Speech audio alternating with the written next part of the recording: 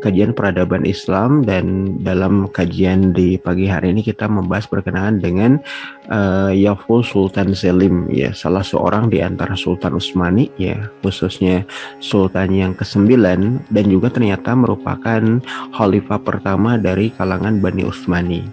Ya, judul dari kajian di pagi hari ini yaitu Yavuz Sultan Selim, the First Caliph of Ottoman, ataupun ya Sultan Selim yang kokoh, yang kuat begitu ya, yang merupakan khalifah pertama dari Bani Utsmani. Ya, kita mulai saja kajian di pagi hari ini dengan sama-sama membaca basmalah. Bismillahirrahmanirrahim. Ya, Yavuz Sultan Selim, the First Caliph of Ottoman. Ya, berbicara berkenaan dengan keberadaan Yavuz Sultan Selim begitu ya. Beliau ini kemudian dikisahkan ya dilahirkan pada tanggal 10 Oktober tahun 1470 ya, sebagai anak paling kecil ya, atau anak bungsu ya, dari pasangan Sultan Bayezid Han kedua atau Bayezid As-Tsani, atau juga kita mengenai sebagai Bayezid Al-Adl ya, bin Fatih Sultan Mehmed ya, bin Murad Han kedua, bin ya Muhammad I Jalabi, bin Bayezid Yildirim, bin Orhan Ghazi ya, bin Murad Al-Awwal Hudavendigar, bin Orhan Ghazi, bin Utsman Ghazi, bin Ertugrul Bey, bin Sulaiman Sakutal Misoglu begitu ya. Jadi beliau itu adalah putra bungsu dari Sultan Bayezid Han kedua atau Sultan Bayezid Al-Adl, ataupun Sultan ya Bayezid As-Tsani ya bin Fatih Sultan Mehmed, dan juga ya memiliki ibu yang kemudian dikenal sebagai Aisyah Hatun. Ada juga yang menyatakan nama panjangnya adalah Aisyah Gulbahar Hatun Sultana begitu. Nah, ini sosok yang kemudian melekat pada diri dari ya Yavuz Sultan Selim atau Selim Al-Awwal, Selim Selim Al-Awwal, Selim yang pertama begitu. Berikutnya, beliau ini merupakan Sultan yang ke-9 dan juga Khalifah pertama dari Bani Utsmani, yang kemudian berkuasa semenjak tanggal 24 April tahun 1512 hingga tanggal 22 September tahun 1520. Jadi beliau ini ya berkuasa selama kurang lebih 8 tahun begitu, dan beliau diposisikan sebagai seorang khalifah semenjak tahun 1517. Jadi beliau itu hanya menjabat kekhalifahan Islam itu sepanjang 3 tahun lamanya begitu ya. Dan beliau wafat ya pada tanggal 22 September tahun 1520 dalam usia ya sekira ya 50 tahunan begitu ya. Ini berbicara berkenaan dengan keberadaan dari ya Yavuz Sultan Selim Al-Awwal. Jadi beliau ini adalah Sultan ke-9 Utsmani sekaligus juga khalifah pertama dari Daulah Utsmaniyah gitu. Bahkan dalam kedudukannya itu beliau disebutkan begitu ya dalam catatan sejarah pemerintahan Utsmani ya, dari mulai awal pemerintahan tahun 1299 ketika Utsman Ghazi bin Ertugrul Bey membentuk pemerintahan baru ya pasca hancurnya ya Kesultanan Turki Seljuk Rum yang ada di Konya begitu ya, sampai berakhirnya pemerintahan Utsmani ya pada tahun ya 1922 dan juga 1924 begitu, dengan diusirnya keluarga Utsmani terakhir yang ada di Istanbul, yaitu Sultan ya Abdul Majid kedua atau juga khalifah kaum muslim terakhir begitu ya. Ini kalau kita berbicara berkenaan dengan prestasi yang pernah diraih oleh Yavuz Sultan Selim Al-Awwal ya, beliau itu kemudian satu-satunya sultan yang berhasil melipat gandakan kekuasaan ya Bani Utsmani ya, luas wilayahnya yang kemudian ya pada awalnya sekira 2,5 juta kilometer persegi menjadi wilayah yang sangat luas menjadi 6,5 juta kilometer persegi. Dan bahkan dalam kedudukannya pun kemudian ketika harta perbendaharaan kekayaan negara, harta kekayaan pemerintahan Utsmani pada masa pemerintahan Yavuz Sultan Selim Al-Awwal sebagai Sultan ke-9 dan juga Khalifah pertama Bani Utsmani, harta ya perbendaharaan kekayaan negara itu melimpah ruah. Saking luasnya wilayahnya itu dari 2,5 juta hingga 6,5 juta kilometer persegi. Jadi berkali lipat jumlah wilayahnya itu bertambah begitu ya. Karena apa? Karena kejeniusannya dan juga keterampilannya dalam mengomando pasukan perang dalam upaya untuk meluaskan wilayah pemerintahan Utsmaniyah. Maka ya harta benda yang mengalir ke Istanbul, ke pusat pemerintahan Islam di era pemerintahan Utsmaniyah pada waktu itu, sampai-sampai harta perbendaharaan negara itu melimpah ruah. Dan bahkan kemudian kas keuangan pemerintahan Utsmani itu disegel oleh material ya atau materai begitu ya yang diatasnamakan Yavuz Sultan Selim Al-Awwal begitu. Nah, ini yang kemudian kalau diperhatikan lebih lanjut sampai-sampai Yavuz Sultan Selim itu menyatakan jika seandainya ada di antara sultan penerus kami dalam pemerintahan negara Utsmani ya, ada yang bisa melampaui ya kemegahan kejayaan yang pernah aku raih ya, katakannya begitu. Jika ada pemerintahan di kemudian hari ya atas nama Sultan Utsmani yang mampu melampaui perbendaharaan yang telah aku raih dan aku kumpulkan ini, maka dia diperkenankan untuk mengganti stempel ya, materi stempel yang kemudian ya menggantikan kedudukan dari material yang telah aku simpan ini. Jadi gudang perbendaharaan negara itu stempelnya ataupun materainya gitu ya, itu atas nama Yavuz Sultan Selim Al-Awwal.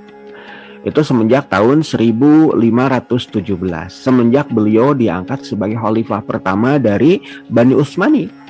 Dan ternyata ya sampai bubarnya pemerintahan Kesultanan Utsmaniyah pada tahun 1922-1924 tidak ada seorang sultan pun yang mampu untuk menandingi apalagi melampaui prestasi yang pernah diraih oleh Yavuz Sultan Selim ketika berkuasa. Jadi bahkan putranya sendiri yaitu yang kemudian dikenal sebagai Sultan Sulaiman Al-Qanuni bin Yavuz Sultan Selim bin Bayazid Al-Adli bin Fatih Sultan Mehmed itu kemudian tidak mampu untuk sekadar menandingi prestasi bapaknya. Dan kita padahal mengetahui bahwa sosok yang dikenal sebagai Sultan Sulaiman Al-Qanuni itu adalah sultan paling megah yang kemudian pernah berkuasa di era kepemimpinan pemerintahan ya Kesultanan Kekhalifahan Utsmaniyah. Puncak kemegahan ataupun yang kemudian Muhtasam Yulziz dikatakan demikian atau abad kejayaan pemerintahan Utsmani itu ada di tangan sosok Sultan Sulaiman Al-Qanuni, Sultan ke-10 Utsmani sekaligus juga khalifah kedua Bani Utsmani. Namun harta perbendaharaan dunia yang mampu dikumpulkan oleh sosok Sultan Sulaiman Al-Qanuni tidak mampu menandingi apalagi melampaui prestasi ya yang pernah diraih oleh bapaknya yaitu Yavuz Sultan Selim ketika mengumpulkan harta perbendaharaan ya, harta perbendaharaan negara ya pemerintahan Utsmaniyah. Maka dalam catatan sejarah itu bahwa harta kekayaan perbendaharaan yang didapat oleh pemerintahan Utsmani itu semenjak disegel pertama kali oleh Yavuz Sultan Selim tidak pernah diganti. Jadi materainya masih tetap atas nama Yavuz Sultan Selim Al-Awwal. Jadi kaulannya atau pernyataan dari Yavuz Sultan Selim itu sudah sangat jelas. Siapapun di antara anak keturunanku, siapapun di antara pemerintahan para sultan setelahku yang mampu melampaui prestasi yang telah aku raih ini, maka silahkan mereka ya diperkenankan untuk mengganti ya material ya dari materi ya stempel atas nama Yavuz Sultan Selim. Ya, sampai akhir pemerintahan Utsmani tidak ada yang mampu untuk menandinginya apalagi melampauinya. Makanya stempelnya pun masih tetap atas nama Yavuz Sultan Selim Al-Awwal begitu. Berikutnya kalau kita perhatikan lebih lanjut begitu ya terkait dengan keberadaan ya sosok dari Yavuz Sultan Selim al-awwal begitu ya. Beliau ini diposisikan sebagai ya anak laki-laki ketiga ya, atau anak bungsu dari pernikahan antara Bayazid al-Adli dan Aisyah Hatun. Beliau disebut sebagai Yafuz yang maknanya kokoh, kuat ya, karena beliau ini adalah sosok yang kemudian memiliki karakteristik bertolak belakang jika dibandingkan dengan bapaknya. Kalau bapaknya adalah orang yang santun, orang yang penyayang, orang yang lemah lembut ya, namun juga memiliki ketegasan begitu ya. Sedangkan Yafuz Sultan Selim Al-Awwal itu memiliki karakteristik seperti kakeknya, yaitu Muhammad Al-Fatih. Sama seperti tabiat Fatih Sultan Mehmed, sosok pemimpin, sosok sultan yang memiliki ambisi dan obsesi luar biasa. Jadi beliau itu kan lahir pada bulan Oktober ya, tanggal 10 tahun 1470. Dan pada waktu itu ketika sosok Selim ya, ketika beliau dilahirkan dan sampai usia 11 tahun begitu ya, beliau itu menyaksikan bagaimana karakteristik kepemimpinan dari kakeknya, yaitu Muhammad Al-Fatih. Jadi Muhammad Al-Fatih atau Fatih Sultan Mehmed begitu ya, yang berkuasa semenjak tahun 1450 begitu ya, dan wafat pada tahun 1481, itu menyaksikan bagaimana kelahiran dari Yafuz Sultan Selim Al-Awwal tahun 1470. 11 tahun kemudian ketika Yafuz Sultan Selim berusia 11 tahun, Fatih Sultan Mehmed itu wafat dan kemudian digantikan oleh putranya, yaitu Sultan Bayazid Al-Adl. Sedangkan Sultan Bayazid Al-Adl karakteristiknya itu ya karena lama dan dibesarkan oleh ibunya yang kemudian dikenal sebagai Emine Gulbahar Hatun begitu ya. Itu karakteristiknya lebih mirip kepada ibunya ya, penyantun, sayang, ya lembut begitu. Walaupun dalam beberapa hal terkait dengan aktivitas jihadnya senantiasa bersikap tegas pula begitu ya. Itu bertolak belakang dengan ya putra dari ya sosok yang kemudian dikenal sebagai Yafuz Selim gitu. Yafuz Selim itu karakteristiknya sama seperti kakeknya, yaitu Fatih Sultan Mehmed, sosok manusia yang ambisi dan laki-laki yang obsesif ya. Maknanya adalah hal yang positif ya, bukan berarti berambisi dan memiliki obsesi yang besar itu tidak lantas kemudian diposisikan sebagai sosok yang negatif. Ambisi dan obsesinya itu diperuntukkan bagi upaya untuk liizul Islam wal muslimun, yaitu untuk meninggikan Islam dan kaum muslim. Nah, karakteristik yang kemudian ada pada diri Yafuz Sultan Selim itu diwarisi dari karakteristik kakeknya, yaitu Muhammad Al-Fatih. Nah, jadi kalau diperhatikan lebih lanjut ya, Yafuz Sultan Selim itu begitu terinspirasi dan termotivasi untuk ya meraih prestasi yang sama sebagaimana yang kemudian pernah diraih dan ditunjukkan oleh kakeknya, yaitu Fatih Sultan Mehmed begitu. Ya, itu yang kemudian dirasakan oleh Yafuz ya Sultan Selim Al-Awwal begitu ya. Ketika hidup selama kurang lebih 50 tahunan, 11 tahunannya itu beliau menyaksikan kepemimpinan dari kakeknya, yaitu Muhammad Al-Fatih.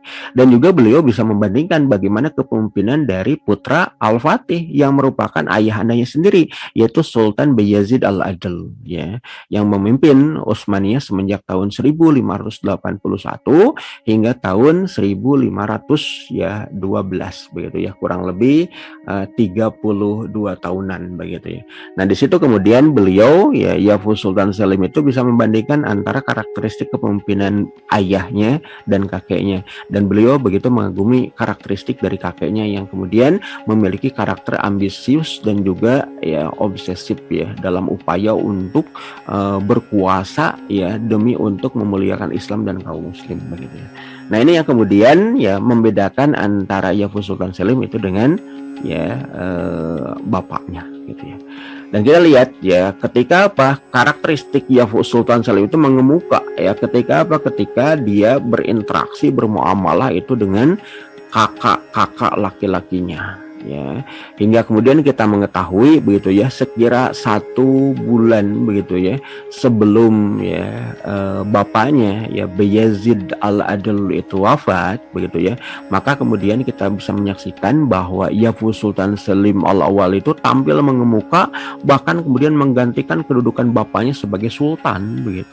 Jadi 1 bulan sebelum Bayezid Al-Adli itu wafat, ya, Selim Al-Awwal begitu ya, atau Yavuz Sultan Selim itu kemudian bahkan diposisikan sebagai sultan untuk menggantikan kekuasaan bapaknya begitu. Ini yang kemudian terjadi, yang menunjukkan bagaimana karakteristik Yavuz pada dirinya, karakter kokoh, karakter kuat, karakter yang berambisi ya pada diri sosok Selim Al-Awwal begitu. Nah, di sini kalau kita perhatikan lebih lanjut ya, bahkan Yavuz Sultan Selim itu pernah berselisih itu dengan saudara-saudara laki-lakinya, berselisih dengan kakak-kakak ya, saudaranya begitu ya. Jadi dalam konteks ini kemudian kita bisa meleksikan bagaimana kedudukan Selim sebagai anak bungsu yang mampu bersaing itu dengan 2 orang kakak laki-lakinya, baik itu adalah putra mahkota Shahzade Ahmed maupun juga dengan adiknya yaitu Shahzade Korkut begitu ya.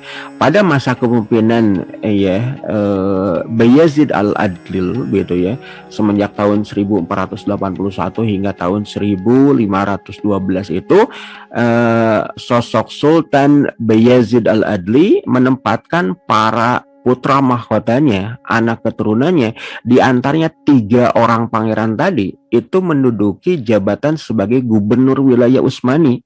Misalkan ya, Shahzade Ahmed itu berkuasa di wilayah yang disebut sebagai wilayah Amasya ya, tempat pendidikan awal para putra mahkota, para Shahzade itu untuk menjadi sultan dengan menempatkannya di dalam kedudukan sebagai gubernur wilayah, yaitu apa, di wilayah Amasya.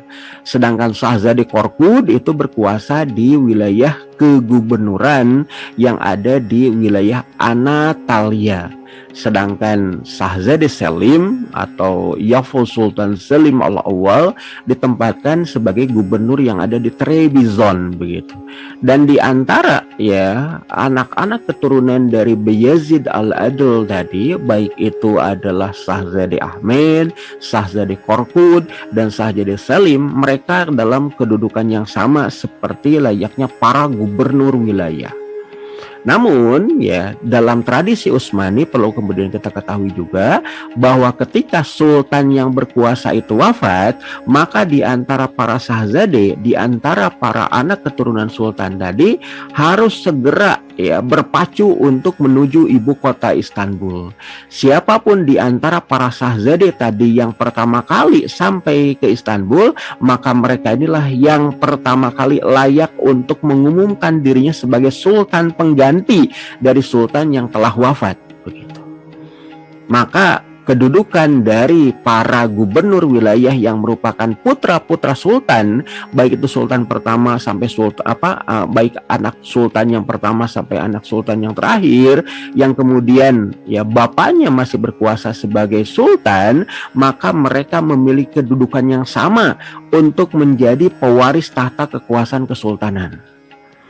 Namun dalam konteks ini kalau diperhatikan lebih lanjut, maka para Shahzade atau para putra mahkota atau para pangeran putra-putra sultan tadi, maka yang paling memungkinkan cepat ke ibu kota Istanbul itu adalah ya putra mahkota yang penempatan kedudukannya sebagai gubernur itu tentu yang paling dekat dengan ibu kota.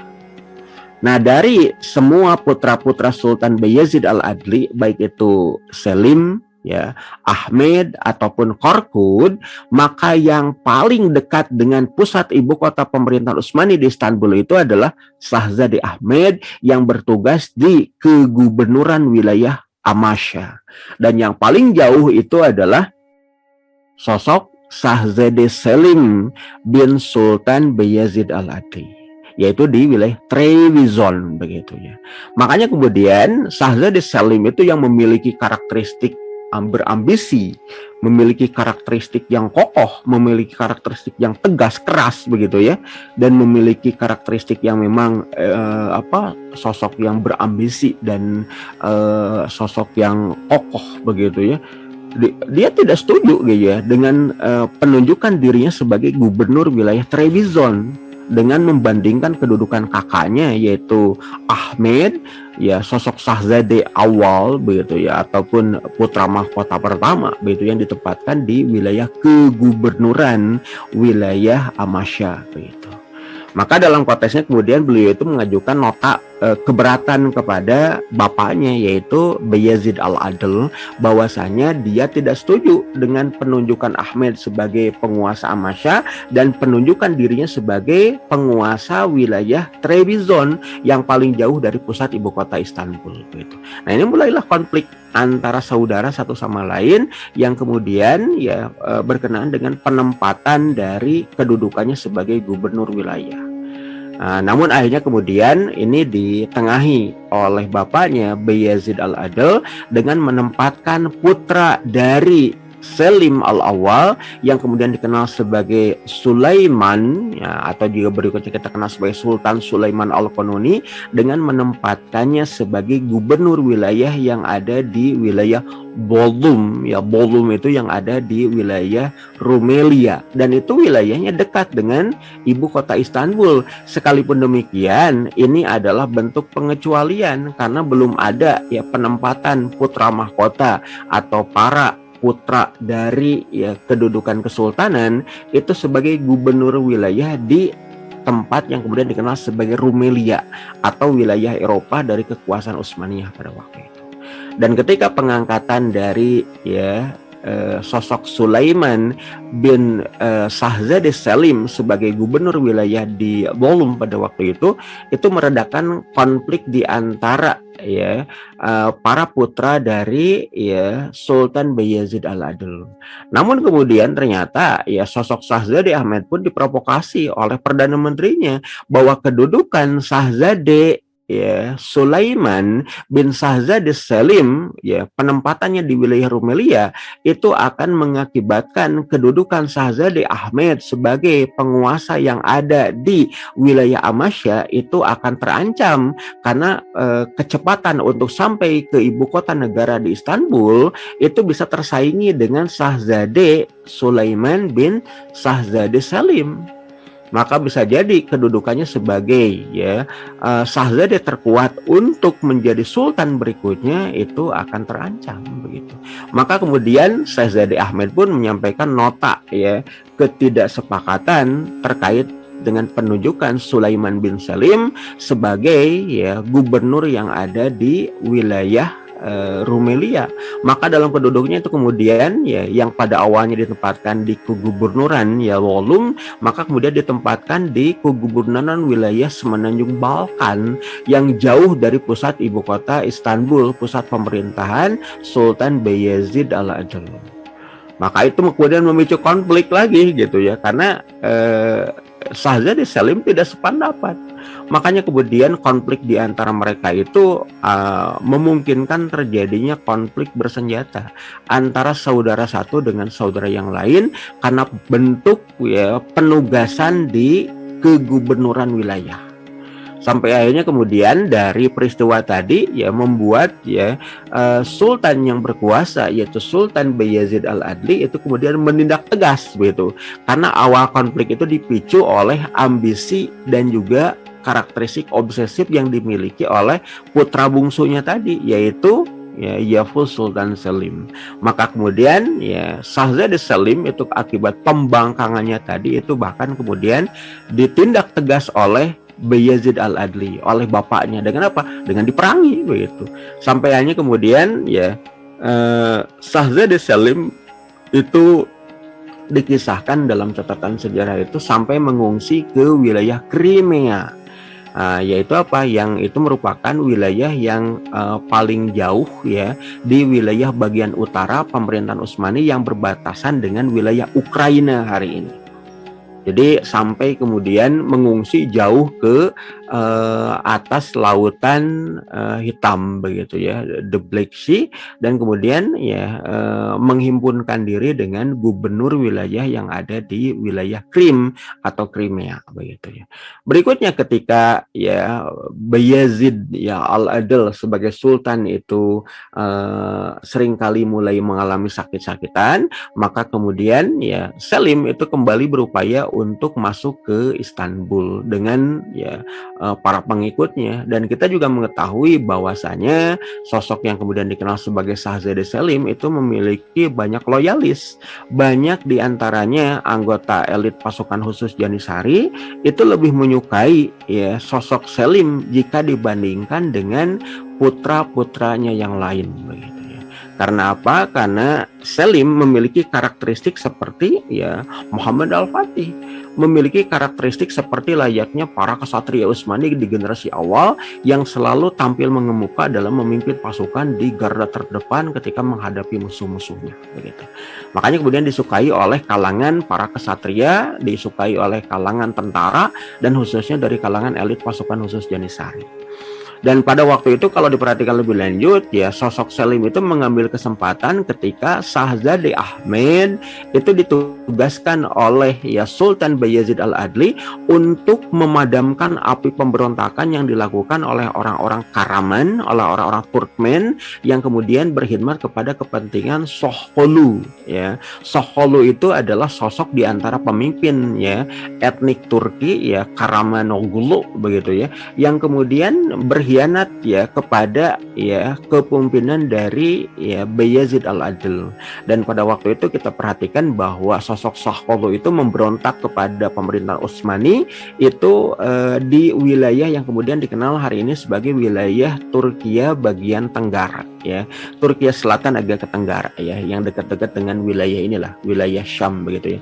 Nah, Sogholu itu kemudian mengadakan pemberontakan menghadapi pemerintah Utsmani pada masa pemerintahan dari Sultan Bayezid Al-Adli. Dan pada waktu itu Sultan Bayezid Al-Adli memerintahkan kepada ya Shahzade Ahmed dan perdana menterinya ya yang ada di Istanbul, sosok Sadrul Azam, untuk kemudian mengomando pasukan menghadapi pasukan pemberontak Sogholu yang ada di wilayah tenggara Turkiya atau Anatolia hari ini. Dan pada waktu itu kemudian kita mengetahui ya Shahzade Selim itu berupaya untuk sampai ke ibu kota ya. Beliau dengan pasukannya itu menghimpunkan kekuatan untuk menuju ibu kota. Dan ketika perang yang kemudian terjadi antara Shahzade Ahmed dan juga Perdana Menteri Utsmani menghadapi kekuatan pemberontak Sogholu pada waktu itu, ternyata kita perhatikan bahwa ya pemberontakan Sogholu itu nyaris berhasil dipadamkan oleh Shahzade Ahmed ya. Dan ketika nyaris mereka mengalahkan sepenuhnya pemberontakan orang-orang Karamanoglu di wilayah Anatolia bagian tenggara tadi ya, mereka itu sudah mendesak ya pasukan Sogholu sedemikian rupa. Namun ternyata tiba-tiba Shahzade Ahmed itu meninggalkan medan peperangan karena beliau mendengar kabar bahwa adiknya yaitu Shahzade Selim itu mengadakan pergerakan di wilayah Istanbul. Untuk apa? Untuk segera mencapai ibu kota. Karena apa? Karena bapaknya tersiar kabar yaitu Bayezid Al-Adil itu sudah mengalami ya sakit-sakitan begitu. Nah, ini yang terjadi gitu. Jadi ketika Shahzade Ahmed sedang berperang menghadapi pemberontakan Sogholu, dia tiba-tiba ya menggerakkan pasukannya untuk kembali ke Amasya demi untuk menyiagakan pasukan agar segera tiba di wilayah Istanbul. Karena dia mendengar bahwa bapaknya Bayezid Al-Adli dalam keadaan mulai sakit-sakitan, dan dia pun mendengar bahwa adik bungsunya yaitu Shahzade Selim itu sudah mulai bergerak ke Istanbul begitu. Hingga kemudian tentara Utsmani yang sedang berperang dengan tentara Sogholu pada waktu itu kebingungan. Karena apa? Karena Amirul Jihadnya, panglima perangnya kok tiba-tiba tidak ada di tempat. Sedangkan yang bertugas pada waktu itu otomatis diambil alih oleh Perdana Menteri. Dan dalam perang melawan Sogholu tadi dikisahkan bahwa Perdana Menteri itu sampai syahid dalam medan perang, namun juga ya pemberontakan Sogholu itu berhasil dipadamkan. Bahkan ya pimpinan pemberontakan Sogholu Rasulullah karramallahu itu kemudian dieksekusi oleh pasukan Utsmani. Namun dalam konteks ini bisa kita melihat bahwa di antara para Shahzade itu muncul pertikaian, muncul intrik politik, intrik konflik di antara mereka ketika mereka berupaya untuk mengamankan posisi sebagai putra mahkota yang pada akhirnya menjadi sultan untuk menggantikan bapaknya. Maka kemudian kita bisa lihat bahwa akhirnya ketika Yavuz Selim itu sampai ke ibu kota negara di Istanbul, sosok ayahandanya Bayezid Al-Adli memang sudah dalam keadaan sakit parah gitu ya. Makanya kemudian tanpa menunggu Bayezid Al-Adli itu wafat, maka kemudian Selim Al-Awwal tadi menyatakan diri sebagai sultan gitu. Jadi sosok Bayezid Al-Adli itu belum wafat, Selim itu langsung mengangkat dirinya sebagai sultan pengganti dari bapaknya gitu. Sebelum kakak-kakaknya, baik itu Shahzade Ahmed ataupun Shahzade Korkut sampai ke ibu kota. Makanya kemudian kalau diperhatikan lebih lanjut, ketika akhirnya Selim menjadi sultan ke-9, Bayezid Al-Adli sebagai sosok bapak yang sebelumnya berkuasa itu masih ada gitu ya. Dan setelah itu kemudian setelah Selim menjadi sultan dan Bayezid itu kemudian makzul, maka Bayezid Al-Adli itu kemudian dikirimkan oleh Yavuz Sultan Selim, oleh putra bungsunya tadi, untuk kemudian beristirahat sambil kemudian diobati di salah satu tempat yang kemudian diposisikan sebagai tempat peristirahatan terakhir bagi sosok Bayezid Al-Adli. Dan kita mengetahui bahwa perjalanan itu sudah sangat jauh. Di tengah perjalanan Bayezid Al-Adli karena sudah sangat parah, beliau itu kemudian wafat kurang lebih 1 bulan setelah beliau itu dimakzulkan oleh putra bungsunya. Dan dalam konteks kemudian kita juga bisa melihat bahwa perselisihan antara Yavuz Selim itu dengan kakak-kakaknya, diantaranya terutama dengan Shahzade Ahmed, itu kemudian memuncak setelah Shahzade Ahmed tiba di ibu kota pemerintahan Utsmani yang ada di wilayah Anatolia, di wilayah Asia. Di wilayah Bursa, maka Shahzade Ahmed menyatakan dirinya sebagai Sultan Anatolia bagi kepentingan pemerintahan Utsmani. Sedangkan Selim itu dianggapnya sebagai Sultan di wilayah Rumelia, di wilayah Eropa yang berpusat di Istanbul. Maka Yavuz Sultan Selim pada waktu itu sangat tidak suka dengan apa yang dilakukan oleh kakaknya Shahzade Ahmed yang mengklaim sebagai penguasa dari Anatolia di kota Bursa. Maka dari situ kemudian akhirnya Selim itu menindak kakaknya dengan mengirimkan pasukan. Maka terjadilah perang sesama saudara antara kakak sulung pertama dengan adik bungsunya, antara Shahzade Ahmed menghadapi Shahzade Selim yang sudah memproklamirkan sebulan sebelumnya sebagai sultan pengganti dari bapaknya mereka, yaitu Bayezid Al-Adli. Maka ketika itulah kemudian kita mengetahui bahwasanya elit pasukan khusus Janisari yang selama ini menjadi para pendukung utama Yavuz Sultan Selim itu mampu mengalahkan pasukan dari Shahzade Ahmed yang ditempatkan di wilayah Bursa. Dan akhirnya kita juga mengetahui bahwa Shahzade Ahmed itu kemudian akhirnya dieksekusi oleh Yavuz Sultan Selim. Demikian pula kemudian ketika Shahzade Korkut yang berkuasa di Trebizond menyatakan ketidaksepakatannya atas pengangkatan dari Yavuz Sultan Selim sebagai penguasa Utsmani yang baru. Shahzade Korkut pun melakukan upaya pembangkangan sampai kemudian terjadi pula perang antara Yavuz Sultan Selim dengan kakak keduanya Shahzade Korkut, dan itu kemudian akhirnya diselesaikan dengan sejumlah perjanjian. Nah, dalam konteks ini kemudian juga kita mengetahui bahwa Yavuz Sultan Selim berkuasa menjadi Sultan ke-9 Utsmani itu karena memiliki ambisi dan juga memiliki semangat untuk apa? Untuk memulihkan kondisi Utsmani itu seperti layaknya negara para kesatria ataupun negara yang bercorak militer, negara yang bercorak kepemimpinan yang ada di komando sosok sultan yang itu terbiasa memimpin pasukan di garda terdepan, seperti layaknya Muhammad Al-Fatih begitu, yang kemudian tidak terbiasa hidup di istana tapi justru kemudian terbiasa hidup di tenda-tenda pasukan.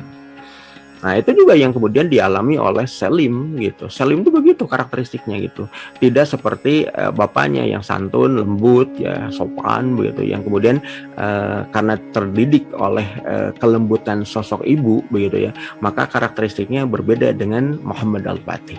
Nah, berbeda dengan Selim yang menyaksikan bagaimana ya selama 11 tahun ya usianya pada waktu itu menyaksikan bagaimana kepemimpinan kakeknya Fatih Sultan Mehmed yang itu sering kali meninggalkan istana, bahkan hidupnya dari tenda ke tenda, yaitu tenda-tenda pasukan ketika menggerakkan pasukan untuk menaklukkan banyak negeri. Nah, ini yang kemudian terjadi begitu ya. Nah, dari situ kemudian juga kita menyaksikan ya Shahzade Selim ya sebagai sultan pada waktu itu kenapa kemudian berambisi untuk menguasai ya kesultanan, itu juga karena menyaksikan bahwa kakak-kakaknya baik itu Shahzade Ahmed dan juga Shahzade Korkut itu kerap kali kemudian ya menjalin ya hubungan dengan pesaing Utsmani yang ada di wilayah Syam, yaitu Kesultanan Mamlukiyah. Nah, sedangkan Kesultanan Mamlukiyah pada waktu itu juga kerap kali berseteru dengan pemerintahan bapak mereka, yaitu Sultan Bayezid Al-Adli. Bahkan ketika bapak mereka yaitu Sultan Bayezid Al-Adl itu kemudian mengirimkan bala bantuan ya sejumlah 20.000 pasukan hingga 200.000 pasukan untuk menolong saudara muslimnya yang ada di Andalusia, orang-orang Mamluk yang ada di Kairo itu kerap kali mengganggu iring-iringan pasukan Utsmani yang kemudian diberangkatkan menuju Andalusia.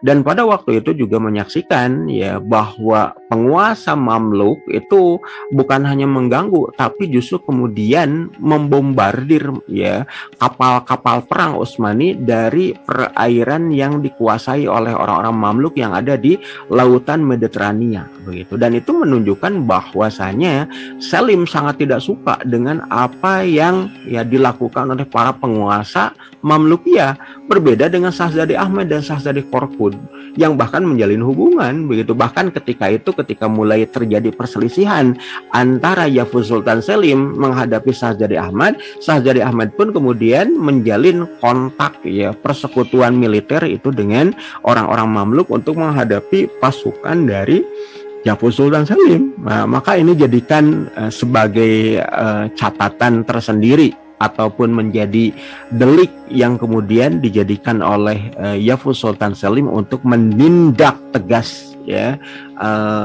kakaknya tadi yaitu Shahzade Ahmed begitu. Jadi ini apa namanya itu saya harus menyampaikan apa adanya begitu ya berkenaan dengan sejarah Utsmani ya di era kepemimpinan sultannya yang ke-8 dan sultannya yang ke-9. Ada intrik politik ya intrik yang mengarah kepada konflik bersenjata di antara saudara satu dengan yang lain ya untuk apa? Untuk sampai kepada kekuasaan. Dan ini adalah fakta sejarah yang memang tidak bisa kita tutupi ya, bahwa memang pernah terjadi konflik di antara saudara sekandung di antara para putra sultan untuk sampai kepada kekuasaan mereka. Dan ini dengan latar belakang ambisi ya politik yang kemudian didasarkan kepada bentuk bagaimana kemudian mereka memimpin dan bagaimana mereka memposisikan diri sebagai para penguasa Islam yang dalam konteks ini bagaimana untuk menunjukkan liizul Islam wal muslimun gitu.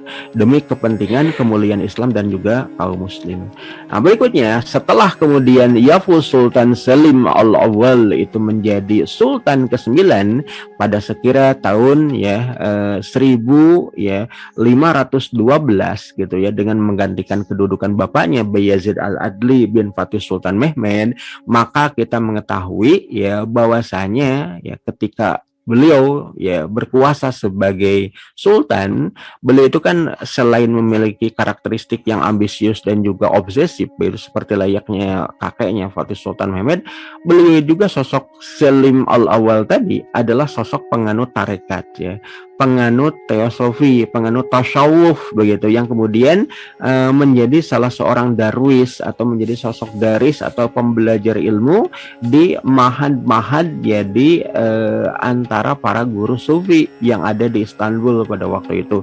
Dan sebagaimana ya tabiat atau kebiasaan di antara ya para penganut sufi ya penganut tarekat, itu kadang mereka itu menjadikan ya di antara mimpi-mimpinya itu sebagai ar-ra'yu as-shalih sadiqah, mimpi-mimpi yang benar, mimpi-mimpi yang menjadikan gambaran bahwa keinginan yang ada pada diri mereka. Ya, jadi pada waktu itu kalau kita berbicara berkenaan dengan mimpi dari pendiri Utsmani, yaitu Utsman Ghazi bin Ertugrul Bey bin Sulaiman Shah Kutalmisoglu, beliau itu kemudian bermimpi, ya yang kita tahu ya dalam penjelasan di sejarah kajian peradaban Islam di bahasan berkenaan dengan the pioneer of Ottoman Empire, begitu ya, bagaimana mimpi yang kemudian didapatkan oleh Utsman Ghazi pada waktu itu, yaitu memimpikan bahwasanya ya 4 pegunungan, 4 perbukitan dan 4 perairan, 4 sungai ya yang meliputi wilayah yang sangat luas di 3 benua, yaitu benua Eropa, benua Asia dan benua Afrika, itu direngkuh dalam satu kepemimpinan yang tunggal di bawah kepemimpinan Utsman Ghazi dan anak keturunannya. Dan bahkan kota Konstantinopel diraih sebagai the Red Apple ataupun ya apel merah kekuasaan, menjadi pusat ibu kota pemerintahan Utsmani. Itu mimpi-mimpi yang benar yang kemudian dialami oleh Utsman Ghazi. Dan ternyata sosok yang kemudian dikenal sebagai penguasa Utsmani yang ke-9, yaitu Sultan Selim Al-Awwal, Yavuz Sultan Selim, itu juga mengalami apa yang kemudian dikenal sebagai the dream of Selim atau Selim dreams atau mimpi-mimpi dari Selim Al-Awwal. Yaitu apa? Beliau itu selama 3 hari berturut-turut, begitu ya, pada suatu malam ya, malam 3 hari berturut-turut tadi itu bermimpi bertemu dengan Rasulullah Shallallahu Alaihi Wasallam dan ke-4 orang Khulafaur Rasyidin yang kemudian mendatangi Selim di Istanbul, begitu ya. Ini yang kemudian dirasakan, dialami oleh ya Yavuz Sultan Selim ketika beliau itu kemudian berkuasa, bertakhta sebagai Sultan ke-9 Utsmani. Dalam mimpinya beliau bertemu dengan Rasulullah SAW dan ke-4 orang sahabatnya yang kemudian berdiri di samping kanan dan kiri Rasulullah SAW. Dan pada waktu itu kemudian ya Yavuz Sultan Selim ya menceritakan mimpinya tadi itu kepada guru-gurunya, guru-guru spiritualnya, guru-guru tarekatnya, guru-guru sufinya. Dan setelah itu kemudian beliau itu diminta oleh guru-guru tarekatnya untuk mengumpulkan Diwan Sarayi atau Dewan Menteri, Dewan Pejabat Pemerintahan ya yang ada di Istanbul ya. Dan di istananya kemudian mereka berembuk, begitu ya, untuk mengetahui lebih lanjut berkenaan dengan apa yang dialami oleh Yavuz Sultan Selim dalam mimpinya tadi, yaitu bertemu dengan Rasulullah dan ke-4 orang sahabatnya yang menjadi para Khalifah Rashidah atau Khulafaur Rasyidin. Baik itulah adalah Abu Bakar, Umar bin Khattab, Utsman bin Affan dan Ali bin Abi Thalib karamallahu wajhah. Dan dalam mimpinya itu ya Yavuz Sultan Selim Al-Awwal itu menyaksikan Rasulullah SAW dan para sahabatnya tadi tersenyum ramah kepada Yavuz Sultan Selim. Dan Yavuz Sultan Selim menyatakan kepada guru-guru tarekatnya, guru-guru sufinya, dan juga ke majelis Dewan Sarayinya di istananya tadi, bahwa Rasulullah SAW dalam mimpi dari Yavuz Sultan Selim tadi ya meminta kepada Selim, ambillah kunci-kunci kami di ya Makkah Al-Mukarramah ya. Itu yang kemudian dinyatakan oleh Selim Al-Awwal, oleh Yavuz Sultan Selim ke Dewan Sarayi ya, dan juga ke Dewan Menterinya bersama dengan guru-guru ya tarekatnya, guru-guru sufinya. Dan mereka kaget begitu mendengar kabar dari ya apa yang dinyatakan oleh Yavuz Sultan Selim. Ketika Yavuz Sultan Selim ya mendapatkan petunjuk melalui mimpinya tadi bahwa Rasulullah SAW memerintahkan Selim untuk mengambil kunci-kunciku di kota Makkah Al-Mukarramah. Maknanya itu adalah mengambil kunci Baitullah Ka'bah sebagai simbol bahwa ya pemimpin atau penguasa ya yang memegang kunci Baitullah Ka'bah itu sebagai Imamul Mukminin atau ya pemimpin orang-orang beriman ataupun Amirul Mukminin ya, atau dalam terminologi fikih itu sebagai khalifah kaum muslim. Itu maknanya. Maka itu membuat ya guru-guru sufi, ya guru-guru tarekat dan juga dewan sarai ya yang ada di istana Yavuz Sultan Selim Al-Awwal di Istanbul, khususnya yang ada di Topkapı Sarai ya ataupun di istana Topkapı, itu kaget begitu ya. Nah, makanya kemudian guru sufinya itu kemudian menguji ya Yavuz Sultan Selim ya secara tegas, berapa lama engkau itu kemudian bermimpi hal yang sama? Dan beliau Yavuz Sultan menyatakan 3 malam berturut-turut mimpi yang sama, kami didatangi oleh Rasulullah dan juga keempat orang sahabatnya. 3 hari berturut-turut kami didatangi ya oleh Rasul dan Khulafaur Rasyidin yang 4. Dan permohonan, permintaan mereka sama, yaitu apa? Ya, yaitu aku diperintahkan oleh mereka untuk mengambil kunci Baitullah di kota Makkah Al-Mukarramah. Artinya apa? Itu simbolisasi untuk mengambil alih kuasa kekhalifahan Islam. Nah, namun kalau diperhatikan lebih lanjut dalam catatan sejarah ditanyakan pula oleh Dewan Sarai dan juga oleh guru-guru tarekat dari Yavuz Sultan Selim, wahai Fadisa yang mulia, wahai Paduka ya, apakah dalam mimpimu itu engkau hanya menyaksikan Rasul dan keempat orang sahabatnya? Adakah di antara ya mimpi-mimpimu itu kamu menyaksikan orang lain gitu? Dan akhirnya Yavuz Sultan Selim itu kemudian mengingat, kalau tidak salah gitu ya, dan sepanjang apa yang aku lihat dalam mimpiku tadi, aku pun menyaksikan ada 2 orang yang lain ya, yang ada dalam mimpiku itu. Nah, maka kemudian Dewan Sarai dan juga para guru tarekat dari Yavuz Sultan Selim itu sangat antusias. Siapa mereka?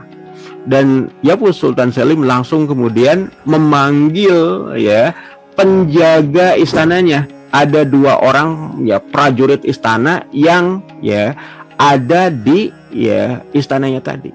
Ya, panggillah mereka berdua. Maka dipanggil, kemudian ditanya oleh Yavuz Sultan Selim, apakah engkau merasakan dan mengalami hal yang sama sebagaimana yang aku alami? Yaitu apa? 3 malam berturut-turut aku bermimpi bertemu dengan Rasul dan keempat orang khalifahnya. Dan 2 orang dari penjaga istana pun itu kemudian dengan berterus terang dan bercucuran air mata bahwa sungguh menakjubkan 3 hari berturut-turut kami bermimpi yang sama. Kami ada di istana sebagaimana tugas keseharian kami untuk menjaga istana, dan kami kedatangan tamu untuk datang ke hadapan yang mulia Yavuz Sultan Selim. Nah itu jadi itu semakin menguatkan ya keyakinan dari Yavuz Sultan Selim bahwa mimpinya itu sebagai ar-ra'yu as-shadiqah, mimpi-mimpi yang benar. Maka dari situ kemudian ya Yavuz Sultan Selim itu bertanya kepada para guru sufinya, apa sesungguhnya makna dari mimpiku ini? Maka dari situ kemudian akhirnya disepakati bahwa Rasul dan para sahabatnya di era Khulafaur Rasyidin itu kemudian berharap agar tampuk kekuasaan kekhalifahan Islam itu segera diambil alih oleh Yavuz Sultan Selim dari kekuasaan Mutawakkil Allah yang ketiga yang berkuasa di kota Kairo yang dilindungi oleh pemerintahan Kesultanan Mamlukiyah. Itu yang terjadi. Jadi alasan yang kemudian mengemuka pada diri Yavuz Sultan Selim pada waktu itu dengan renungannya yang kemudian membuat beliau itu bermimpi seperti itu, yaitu apa? Mimpi-mimpi yang benar, ar-ra'yu as-shadiqah, untuk kemudian menguasai tahta kuasa khalifah yang pada waktu itu ya bahkan sekira 2 abad sebelumnya, 200 tahun sebelumnya, yang namanya kedudukan khalifah itu seperti layaknya ya simbol saja gitu. Karena yang berkuasa secara penuh di dunia Islam, khususnya yang ada di Mesir, khususnya yang ada dalam Kesultanan Mamlukiyah, itu justru adalah Sultan Mamlukiyahnya sendiri sebagai Perdana Menteri yang menjalankan roda kekuasaan Kesultanan Mamluk sekaligus juga mengatasnamakan Khalifah Bani Abbasiyah yang dilindungi semenjak tahun 1260. Jadi selama 2 abad itu khalifah itu tidak punya kewenangan apapun, hanya sebatas simbol yang kemudian didoakan dalam majelis-majelis khutbah Jumat begitu. Ini yang terjadi. Apalagi ancaman nyata pada waktu itu dengan adanya serangan orang-orang Tartar Mongol dari wilayah timur, kemudian serangan pasukan salib dari wilayah barat, dan juga ekspedisi Reconquista yang dilakukan oleh orang-orang Spanyol dan orang-orang Portugis di wilayah Afrika Barat, kemudian juga Afrika Selatan, kemudian juga wilayah bahkan Teluk Persia, Teluk Arabia, sampai ke wilayah Hindia dan juga wilayah Nusantara. Ini yang kemudian mengkhawatirkan dunia Islam akibat yang dilakukan oleh orang-orang Portugis sebagai pengacau begitu. Dan itu khalifah tidak punya kuasa apapun untuk menggerakkan pasukan. Bahkan kemudian penguasa Mamlukiyah yang ada di Kairo pada waktu itu cenderung kemudian mengabaikan pergerakan pasukan salib dari wilayah Eropa tadi, termasuk juga orang-orang Spanyol dan juga orang-orang Portugis yang mengancam keberadaan Mekah dan Madinah. Nah, itu ancaman serius bagi dunia Islam. Maka ini yang kemudian melahirkan kekhawatiran bagi Yavuz Sultan Selim berkenaan dengan kewibawaan dan kedudukan Khalifah Bani Abbasiyah yang ada di kota Kairo. Maka dari situ kemudian upaya untuk mengambil alih kuasa khalifah yang ada di Kairo begitu dengan apa? Dengan mendudukan kedudukan khalifah sebagaimana mestinya. Maka dari situ kemudian pemerintahan Utsmani memiliki itikad untuk apa? Untuk mengembalikan marwah dari kedudukan khalifah, sekaligus juga menindak orang-orang Mamluk yang kemudian tidak menunjukkan kewibawaan khalifah. Itu yang kemudian terjadi. Maka itu keputusan yang kemudian ditetapkan dalam Dewan Sarayi yang ada di Tofkapus Sarayi ketika Yavuz Sultan Selim mengetengahkan berkenaan dengan mimpi-mimpinya tadi kepada Dewan Menteri dan juga Dewan Penasehat yang terdiri dari Dewan Sarayi dan juga para pemangku pemahaman dari tarekat yang kemudian dianut oleh Yavuz Sultan Selim pada waktu itu. Nah, sebelum beliau itu berkampanye untuk menguasai wilayah Timur Tengah, namun pada saat yang sama semenjak era kepemimpinan bapaknya yaitu Bayezid Al-Adli, sudah ada pergerakan politik yang ada di wilayah Timur Tengah, khususnya yang ada di kota Tabriz dengan berkuasanya trah dari orang-orang Syiah Safawiyah, yaitu kerajaan Syiah yang karena itu dipimpin oleh Shah Ismail yang pertama. Maka kemudian upaya untuk kampanye perang di wilayah Timur Tengah tadi, maka kemudian Yavuz Sultan Selim itu diawalinya itu dengan peperangan menghadapi Daulah Syiah Safawiyah, menghadapi kekuatan dari penguasa yang paling kuat yang kemudian tampil mengemuka saat itu, yaitu Shah Ismail yang pertama dari kota Tabriz. Dan dalam perang Cildiran, dalam beberapa kali serangan, dalam beberapa kali peperangan, hingga kemudian terjadi pada tahun 1515-1516, akhirnya kemudian Yavuz Sultan Selim berhasil mengalahkan pasukan kerajaan Syiah Safawiyah dan kemudian mengusir Shah Ismail sampai jauh ke wilayah Khurasan begitu. Itu dalam kampanye militernya ketika berperang di wilayah Timur Tengah, wilayah yang kemudian sebelumnya tidak pernah disentuh oleh para sultan Utsmani dari generasi Utsman Ghazi sampai generasi Bayezid Al-Adil, karena mereka lebih fokus untuk meluaskan wilayah ke wilayah barat, menaklukkan wilayah Eropa. Namun pada masa Yavuz Sultan Selim, fokus perhatiannya pun mengarah kepada timur dengan perkembangan orang-orang Syiah dan perkembangan dari orang-orang salib, khususnya pasukan Spanyol dan pasukan Portugis yang mulai mengancam Teluk Arab dan juga memasuki wilayah perairan Laut Merah, bahkan mengancam kota pelabuhan Jeddah, bahkan kemudian keberadaan Mekah dan Madinah pun terancam. Karena apa? Karena pasukan Portugis sudah mulai menjejali berbagai wilayah yang ada di dunia Islam, khususnya yang ada di Teluk Arab, wabil khusus berupaya untuk menguasai wilayah kota pelabuhan Jeddah. Kalau Jeddah jatuh ke tangan Portugis, maka Mekah dan Madinah itu terancam. Apalagi kemudian kita mengetahui di antaranya adalah sosok yang kemudian dikenal sebagai Alfonso de Albuquerque, dan pasukannya itu juga sudah mulai mengancam keberadaan kota pelabuhan Jeddah untuk dikuasai. Nah, ini yang kemudian terjadi.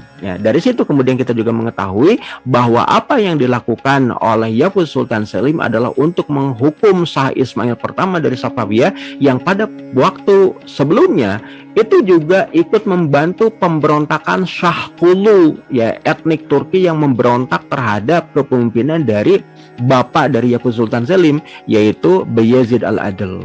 Jadi Shah Ismail dan juga orang-orang Safawiyah itu membantu pemberontakan etnik Turki dan Kurdi untuk memberontak terhadap kekuasaan Utsmani. Nah, itu yang kemudian terjadi, begitu ya. Jadi kampanye pertama perang yang dilakukan oleh Yavuz Sultan Selim itulah dengan memerangi orang-orang Syiah. Dan di situ juga kalau kita perhatikan lebih lanjut dalam catatan sejarah, orang-orang Mamlukiyah ya di era Konsur Bey begitu ya, sebagai emir, sebagai sultan Mamlukiyah itu juga ikut membantu Shah Ismail pertama ketika berperang melawan Yavuz Sultan Selim. Ya, bantunya mungkin bukan membantu ya memerangi Utsmani secara langsung, tapi justru kemudian pasukan Mamlukiyah dari Kairo itu dikerahkan untuk menjaga teritorial dari Mamlukiyah jika seandainya persebaran perang antara Yavuz Sultan Selim dari Utsmani melawan Shah Ismail pertama dari Safawiyah itu sampai memasuki wilayah Syam, maka siapapun terutama dari Utsmani jika kemudian ada yang ya melanggar teritorial dari Mamlukiyah, maka tanpa segan ya pasukan Mamlukiyah itu akan membinasakan pasukan Utsmani yang menyeberang. Dan celakanya pula kemudian Yavuz Sultan Selim menyaksikan ketika Shah Ismail pertama ya penguasa Safawiyah dari Tabriz Iran tadi itu menjalin ya persekutuan militer menghadapi pemerintahan Utsmani dengan bersekutu dengan pasukan salib dari Eropa. Pasukan salib dari Eropa itu sebelum kemudian tiba di tempat ya pemukiman dari pasukan dari armada kavaleri ya Shah Ismail dari Safawiyah tadi, tentu pasukan salib dari Eropa itu sebelum tiba di Tabriz, sebelum tiba di Persia, tentu mereka harus berlabuh dulu di kota-kota pelabuhan yang ada di wilayah Syam dan kemudian menyeberangkan pasukan kavalerinya, pasukan infanterinya, pasukan daratnya, armadanya itu menuju Tabriz untuk memperkuat kuasa dari ya kerajaan Syiah Safawiyah. Dan tentu dalam konteks ini menyeberangi wilayah teritorial Kesultanan Mamlukiyah yang ada di Kairo. Dan sosok ya Sultan Mahmud Ghauri dan penerusnya yaitu Tansur Bey, Turman Bey itu kemudian mempersilahkan pasukan salib memasuki wilayah Syam dengan keadaan damai, aman, sentosa. Padahal mereka adalah pasukan kafir dari Eropa. Maka Yavuz Sultan Selim menjadikan ini sebagai delik ya bagi pemerintahan Utsmani untuk menghukum pemerintahan Kesultanan Mamlukiyah karena mengizinkan pasukan salib menyeberang di wilayah perairan dan juga menyeberang di teritorial darat kekuasaan yang dimiliki oleh Mamlukiyah. Jadi ini delik Yavuz Sultan Selim untuk menindak ya Mamlukiyah ketika ya kampanye militernya yang ada di Timur Tengah. Dan dalam perang Cildiran tahun 1515-1516 akhirnya kemudian Shah Ismail melarikan diri dari peperangan hingga kemudian wilayah Tabriz diporak-porandakan oleh Yavuz Sultan Selim dengan meriam-meriam tempurnya. Hingga kemudian kita mengetahui akhirnya kemudian Yavuz Sultan Selim itu bersiap untuk memasuki teritorial Mesir menghadapi ya Sultan Qansuh Al-Ghori dan juga pewarisnya yaitu Sultan Turman Bey kedua yang kemudian berkuasa di Kesultanan Mamluk. Dan dalam perang Marz Amik Dabik begitu ya, disitulah kemudian Yavuz Sultan Selim melangkah untuk ya sampai kepada kuasa khalifah ya. Kita mengetahui ya ketika akhirnya Kairo jatuh pada tahun 1517, Qansuh Al-Ghori itu kemudian ya tewas dalam peperangan. Turman Bey pun pada akhirnya kemudian menyerah dan kemudian dibawa ke Istanbul begitu ya sebagai bukti bahwa ya Yavuz Sultan Selim telah mengalahkan sultan atau penguasa dari Mamlukiyah. Dan juga bahkan kemudian Yavuz Sultan Selim itu ketika bertemu dengan Mutawakkil Allah yang ketiga sebagai khalifah Bani Abbasiyah terakhir, ya Yavuz Sultan Selim tetap memuliakan khalifah dan beliau itu pun kemudian tidak lantas kemudian merampas kuasa khalifah, tapi justru kemudian berdialog secara akrab, secara karib dengan mutawakkil Allah yang ketiga, berkenaan dengan kondisi dunia Islam yang terpecah belah pada waktu itu, belum bisa dipersatukan kembali pasca hancurnya Baghdad tahun 1258. Maka di situ kemudian mutawakkil Allah yang ketiga itu dengan serta-merta dan antusias menyatakan bahwa Yavuz Sultan Selim lah yang paling layak untuk menjadi khalifah berikutnya, bukan dirinya, karena dirinya tidak punya kuasa kewenangan untuk menggerakkan pasukan.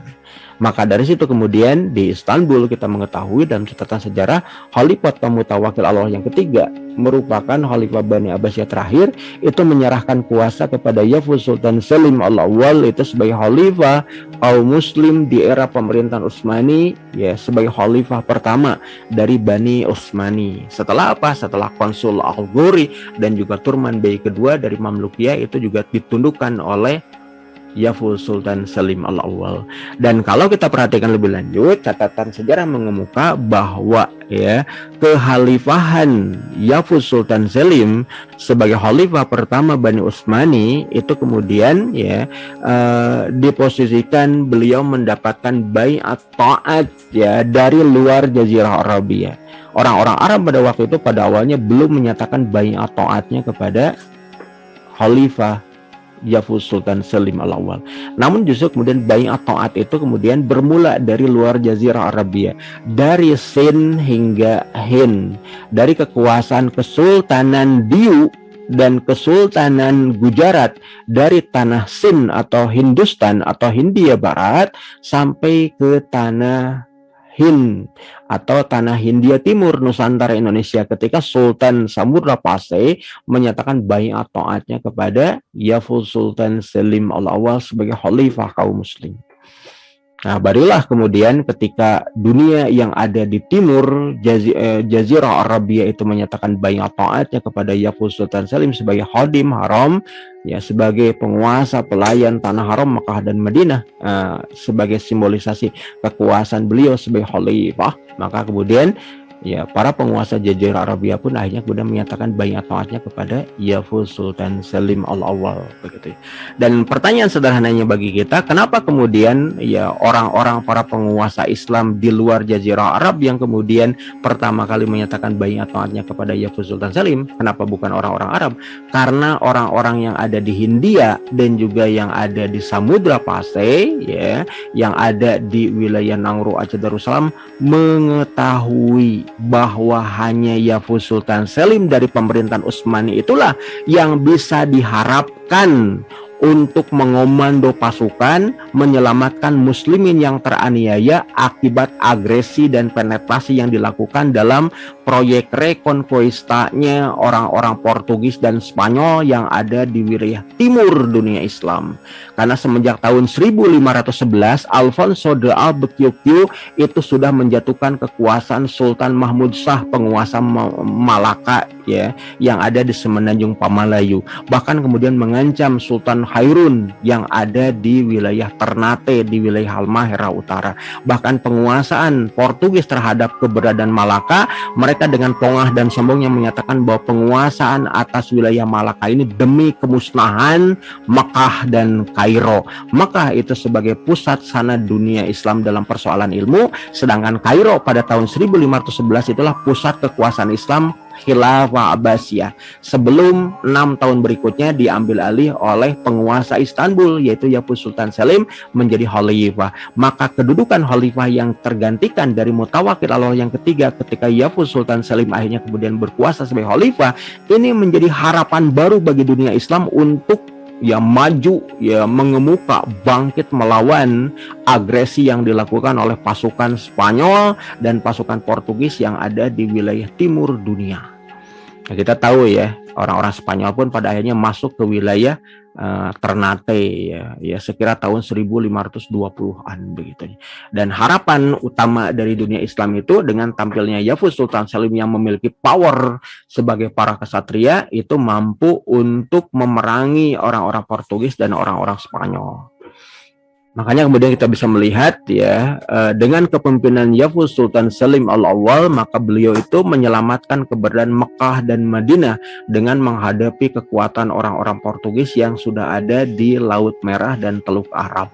Dan terbukti pada tahun 1517 pun armada Utsmani itu sudah menduduki ya, menjaga teritorial Laut Merah dengan keberadaan ya kota pelabuhan Jeddah yang diposisikan sebagai pusat armada militer Utsmani ya, yang ada di kota pelabuhan. Armada laut berkekuatan besar ditempatkan oleh Yavuz Sultan Selim untuk menjaga teritorial Mekah dan Madinah dari ancaman dari pasukan ya armada laut dari Portugis begitu.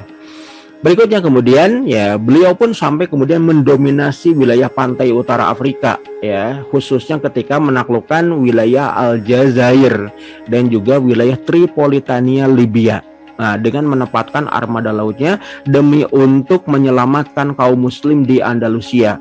Kalau sebelumnya begitu ya, pasukan Utsmaniyah ya semenjak era bapak dari Yavuz Sultan Selim yaitu Bayezid Al-Adl ketika ya mengirimkan 20 hingga 200.000 pasukan demi untuk menyelamatkan muslimin Andalusia dari kekejaman ya Fernando de Aragon dan Isabella de Castilla, maka kemudian seringkali mereka diganggu iring-iringan pasukan Utsmani itu oleh para penguasa Mamlukiyah di Kairo dan juga para penguasa muslim yang ada di pantai utara Afrika, karena mereka menyatakan bahwa mereka bukanlah kawan dari kekuasaan Utsmani. Maka pada era Yavuz Sultan Selim ya para penguasa yang selama ini kemudian memusuhi Utsmani itu ditindak tegas dengan ya penguasaan teritorial mereka yang kemudian ditundukkan oleh Yavuz Sultan Selim. Maka iring-iringan rombongan ekspedisi pasukan Utsmani untuk menyelamatkan muslimin Andalusia itu jauh lebih aman, jauh lebih damai perjalanannya dari Istanbul menuju wilayah Granada dan Andalusia pada umumnya,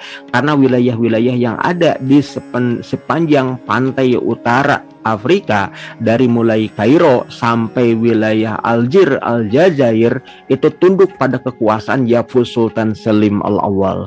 Maka dari sini kemudian tidaklah salah kemudian kekuasaan dari Yavuz Sultan Selim itu membentang yang sebelumnya hanya sekira 2,5 juta kilometer persegi menjadi 6,5 kilometer persegi, menguasai 3 belahan dunia, baik itu Eropa Timur, kemudian juga wilayah Anatolia Rumelia, kemudian wilayah Syam ya, dan juga sampai ke wilayah Tabriz Persia, sampai kemudian membentang ya dari Kairo hingga Aljazair. Sedangkan Marrakesh Maroko itu hanya kemudian ditundukkan dengan diplomasi politik, tidak kemudian dengan ya pengerahan pasukan besar. Ya.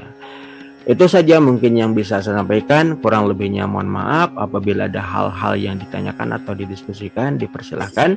Billahi taufiq, assalamualaikum warahmatullahi wabarakatuh. Waalaikumsalam warahmatullahi wabarakatuh. Terima kasih Ustaz atas pemaparannya.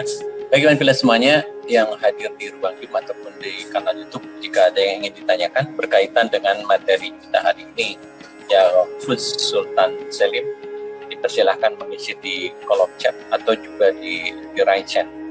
Masih ada waktu kurang lebih sekitar berapa? 10 menitan ya. Kita 10 menitan untuk sesi tanya jawab.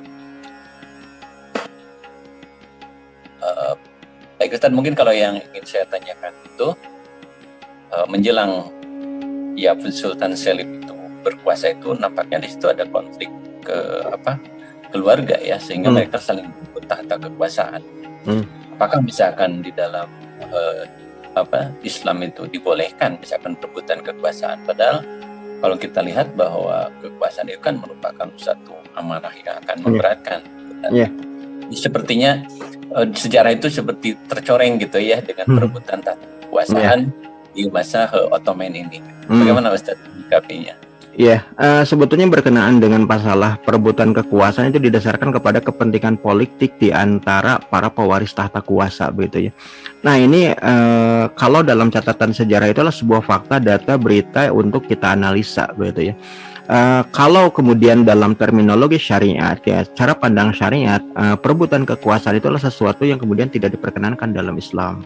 Itu yang pertama. Ya, kalau pertanyaannya apakah rebutan kekuasaan itu sesuatu yang dibolehkan ataukah tidak dalam syariat? Tentu jawabannya secara tegas katakan bahwasanya perebutan kekuasaan di antara umat Muhammad, di antara kaum muslim, ya maka itu sesuatu yang tidak diperkenankan. Karena apa? Ini adalah sesuatu yang kemudian merupakan bentuk kezaliman di antara kaum muslim begitu satu sama lain. Harusnya kaum muslim itu ketika berselisih, maka harus ada muslim yang lain yang berupaya untuk mendamaikannya, ya. Karena kita tahu bahwa innamal mu'minuna ikhwah, sesungguhnya di antara orang-orang beriman itu adalah saudara, ya. Fa aslihu baina akhwaikum wattaqullaha la'allakum turhamun. Apabila ada di antara kaum muslim itu yang kemudian berselisih, berseteru, bermasalah, maka damaikanlah begitu kan. Diislahkan begitu ya, agar kemudian rahmat Allah, kasih sayang Allah Subhanahu wa taala turun kembali di antara kaum muslim satu dengan yang lain. Itu perintah syariat begitu ya. Artinya kalau ada perselisihan maka harus ada upaya perdamaian di antara mereka begitu ya. Jadi kalau bertanya berkenaan dengan hukum asal, boleh enggak ya terjadinya perselisihan ketika rebutan kekuasaan? Maka jawabannya sama sekali tidak diperkenankan alias tidak boleh begitu ya.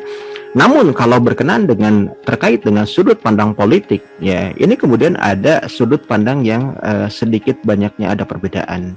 Karena apa? Karena sedari awal ketika kekhalifan Islam semenjak era Bani Umawi, Bani Abbasi sampai Bani Utsmani begitu ya, pelaksanaan hukum syariat itu sudah mengalami apa yang kita ketahui sebagai deviasi atau bentuk penyimpangan.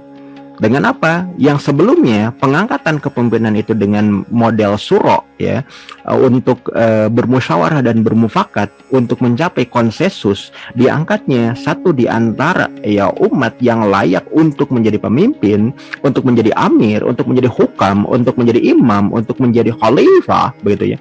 Dengan keberadaan ya dewan yang kemudian dikenal sebagai ahlul hali wal akdi, orang-orang yang kemudian ya memiliki ya kredibilitas ya untuk membicarakan dan juga merumuskan ya kebijakan terkait dengan kepemimpinan, dan mereka adalah ahlul akad, adalah ahlul para ahli yang berakad mengangkat para pemimpin tadi ya.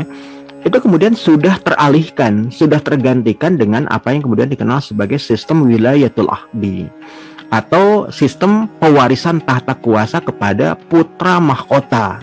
Nah ini penyimpangan begitu, penyimpangan terhadap syariat. Jadi ketika penyimpangan terhadap syariat itu sudah dimulai dengan sistem pewarisan tahta kuasa wilayatul ahdi atau wilayatul ahdi tadi, maka otomatis penyimpangan berikutnya mengemuka. Ketika sudah ada ya calon-calon pewaris tahta kuasa dan calon-calonnya ternyata tidak tunggal tapi dari beberapa putra mahkota dari anak-anak sultan, maka sangat mungkin terjadi persaingan politik di antara anak-anak sultan tadi untuk berkuasa menggantikan bapaknya sebagai sultan begitu. Maka itu bentuk penyimpangan pula begitu. Maka kalau tadi pertanyaannya apakah ini bentuk penyimpangan terhadap Islam, bahwa syariat Islam ternoda, ya betul. Kita tidak menafikan itu, bahwa fakta, data, berita, peristiwa yang ada pada era para pendahulu kita terdahulu ada bentuk penyimpangan. Nah, kalau bentuk penyimpangan yang ada, maka harus kemudian kita jadikan bagian dari analisa, jangan sampai peristiwa yang sama terjadi kembali. Karena apa? Sejarah itu adalah bukanlah dasar hukum, tapi justru ya sejarah itu adalah fakta, data, berita, peristiwa yang dihukumi oleh syariat. Kalau benar, itu menjadi motivasi, inspirasi bagi kita untuk melakukan hal yang sama. Tapi kalau kemudian salah, keliru, maka menjadi inspirasi dan motivasi bagi kita jangan melakukan kekeliruan yang sama. Itu belajar sejarah itu di situ. Jadi kalau tadi dikatakan penyimpangan, iya penyimpangan. Jadi sistem Islam dalam penegakan hukum pemerintahan ketatanegaraan itu ada penyimpangan semenjak era Bani Umawi, Bani Abbasi, Bani Utsmani. Makanya kemudian teladan yang harus kemudian kita ikuti itu apa yang diperintahkan oleh Rasulullah SAW, bahwa pemerintahan Islam yang ideal itu adalah khilafah rasyidah ala min haji nubuwah, yaitu kepemimpinan yang lurus ala min haji nubuwah, yang mengikuti jalan kenabian, yaitu apa? Dengan mengedepankan syuro untuk mufakat, mengedepankan ahlul hali wal akdi untuk bersepakat memilih pemimpin, bukan kemudian didasarkan kepada sistem wilayatul ahdi yang merupakan penyimpangan terhadap syariat. Makanya kemudian Rasul katakan ya fase-fase di antara kaum muslim itu kan ada 5 fase. Fase pertama fase kenabian, dan itu sudah berlalu semenjak era Adam alaihissalam sampai era Rasulullah SAW.